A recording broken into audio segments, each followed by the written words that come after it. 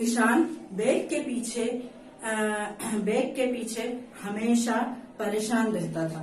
जब वह पटकता था ना तो उसको उसकी सही चीजें भी नहीं मिलती थी, तो वह उनकी बातें पर्दे के पीछे खड़े होकर सुनता है। वो क्या सुनता है बच्चों? सबसे पहले पेंसिल बोलती है कि ईशान, मुझे बहुत जम के जब उसमें अपन छीलते हैं या शॉर्पनर करते हैं बच्चों, तो अपन ने भी देखा होगा कि अपन उसको पूरी ताकत लगा देते हैं। कभी कभी तो ऐसा होता है कि ताकत लगाने में वह पेंसिल टूट जाती है ना, उसकी नोक टूट जाती है ताकत लगाने में। तो पेंसिल उस इतनी ताकत लगा के छीलता था कि वह बार बार टूट जाती थी, यानी बिल्कुल कड़क हाथ से। फिर उसके बाद कौन बोलता है बच्चों? उसके बाद रबड़ बोलती है। तो रबड़ क्या बोलती है? रबड़ बोलती है कि ईशान, मुझे घिस घिस के, यानी वह इतना गलत लिखता है, ठीक से लिखता नहीं है, फिर उसको मिटाता है। अपन भी क्लास में कई बार लिखते हैं तो अपने से भी गलत हो जाते हैं ना, कभी मात्रा गलत हो गई, कभी शब्द गलत हो गए, कभी पूरी पूरी लाइन गलत हो गई। तो यही हाल ईशान का भी था बच्चों। तो वो क्या करता है? वो भी गलत लिखता और रबड़ से घिस घिस के, रगड़ रगड़ के रबड़ को पूरी काली कर देता है ना। हमने भी देखा है कि हम जब बाजार से रबड़ लाते हैं बच्चों, तो वह बिल्कुल व्हाइट रहती है, या पिंक लाते हैं तो पिंक रहती है, ब्लू लाते हैं तो ब्लू रहती है, और व्हाइट लाते हैं तो व्हाइट सफेद रहती है ना। तो जब वह रबड़ से घिसता है ना तो रबड़ पूरी काली हो जाती है, और काली हो जाने के बाद उसका पूरा कलर चेंज हो जाता है। वह अपनी हालत देखकर बहुत दुख करती है। वह सब लोगों को बताते हुए कहती है कि देखो ना, वह मुझे ऐसे मिटाता है कि उसके मिटाने से मेरा तो कलर ही काला हो जाता है ना। ईशान के बारे में बोलती है। पेंसिल बोलती है कि वह मुझे इतनी जोर जोर से छीलता है कि उसके छीलने से मुझे दर्द होता है ना। जब वह शॉर्पनर करता है उसमें तो उसको दर्द होता है। क्यों? क्योंकि लिखते समय ज्यादा गड़ा के लिखता है तो उसकी नोक टूट जाती है। इसके बाद कौन बोलता है बच्चों? स्केल, है ना। स्केल भी बाहर निकल के, जब स्केल बाहर निकलता है तो वो ये बोलता है कि कैसी बदबू आ रही है बैग में से, बस्ते में से कैसी बदबू आ रही है। तो इसमें लंच बॉक्स, उसमें बच्चों लंच बॉक्स भी रखा रहता है। तो लंच बॉक्स अपना दर्द बांटते हुए बोलता है कि इसमें मैं क्या करूं, वह मुझे टिफिन से बाहर, बैग से बाहर ही नहीं निकालता है, तो इसमें मैं क्या कर सकता हूं, है ना। लंच बॉक्स भी अपनी दास्तान, अपनी कहानी सुनाते हुए बोलता है कि वह जब मुझे बैग से नहीं निकालता तो इसमें मैं क्या करूं, और उसमें बचा हुआ खाना सड़ जाता है बच्चों। क्या होता है? उसमें बचा हुआ खाना सड़ जाता है।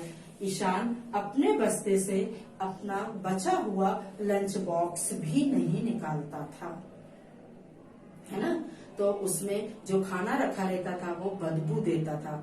वह भी अपना दर्द बताते हुए कहता है। इसके बाद बुक और नोटबुक, है ना। बुक बोलती है कि वह मुझे इतनी जमजम के मेरे पेज पलटता है कि कभी कभी तो मेरे पेज फट जाते हैं, है ना। अब अपन ने भी देखा है कि अब यदि मैंने पेज नंबर बोला, ये पेज नंबर निकालो, तो उसके बावजूद बच्चे फिर भी पेज पलटते रहते हैं, है ना। तो कई बार ऐसा होता है, जल्दी जल्दी जल्दी जल्दी पलटने के चक्कर में एक आध पेज ऊपर से फट जाता है। इसी प्रकार वह किताब भी बोलती है कि वह ऐसे पेज पलटता है जल्दी जल्दी, वह बिल्कुल ध्यान से नहीं करता कि मेरे पेज फट जाते हैं। किताब के बाद कौन बोलता है बच्चों? किताब के बाद बोलती है नोटबुक। अब नोटबुक क्या बोलती है वो ध्यान से सुनना।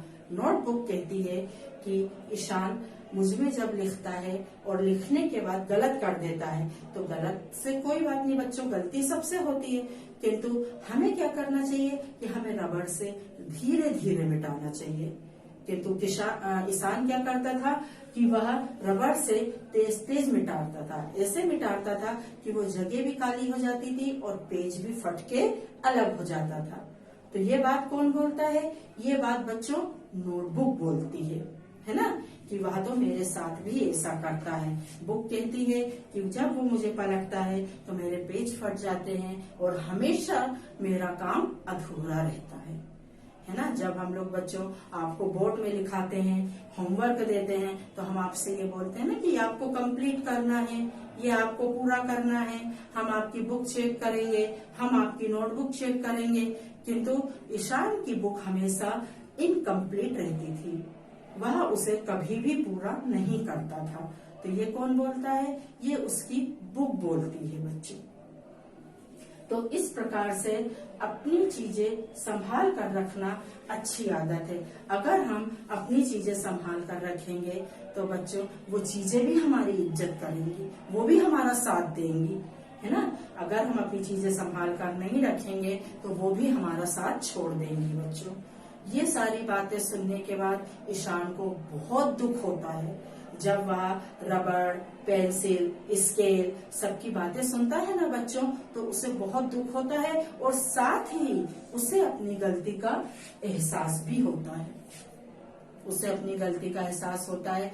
फिर वह पर्दे से बाहर निकलते हुए कहता है कि अब मैं आप लोगों का अच्छे से ध्यान रखूंगा। तो जो सारी चीजें आपस में बातें करती रहती हैं, वो ईशान से क्या बोलती हैं बच्चों? वो ईशान से बोलती हैं कि अगर तुम हमारा साथ दोगे तो हम भी तुम्हारा साथ देंगे, है ना। तुम हमें अच्छे से रखोगे, तुम हमारा ध्यान रखोगे तो हम भी तुम्हारा ध्यान रखेंगे।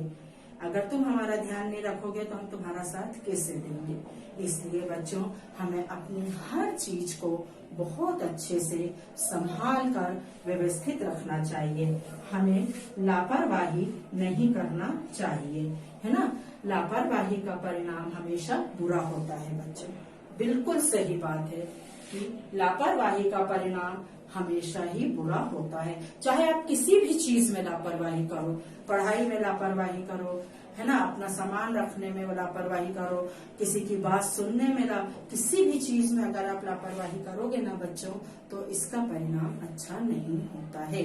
क्यों? क्योंकि बच्चों जो समय निकल जाता है ना वो कभी वापस नहीं आता है। इसलिए हमें हमेशा अच्छी आदतें अपने आप में डालनी चाहिए, है ना। हमें हमारी चीजों को व्यवस्थित रखना चाहिए।